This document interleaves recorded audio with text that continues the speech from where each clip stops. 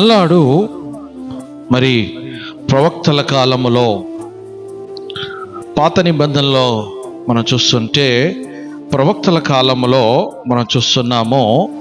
మరి నయమాను మరి ఒక వ్యక్తి ఉన్నాడు. మరి చాలామంది కుష్ఠరోగులు ఉన్నారు. ఆ కాలమున అనేక మంది కుష్ఠరోగులు ఉన్నారు. వారందరూ కూడా ఊరి బయట ఉన్నారు. అందరు కూడా ఎక్కడున్నారండి? ఊరి బయట ఉన్నారు. కుష్ఠరోగం అనేది చిన్న మచ్చలాగా స్టార్ట్ అయి శరీరం అంతా కూడా కుష్ఠరోగము వచ్చేస్తుంది. కాళ్ళు, చేతులు ఇవన్నీ కూడా భయంకరమైన దుర్వాసనతో కలిగి ఉంటుంది చూస్తున్నాం. కుష్ఠరోగం అనేది చాలా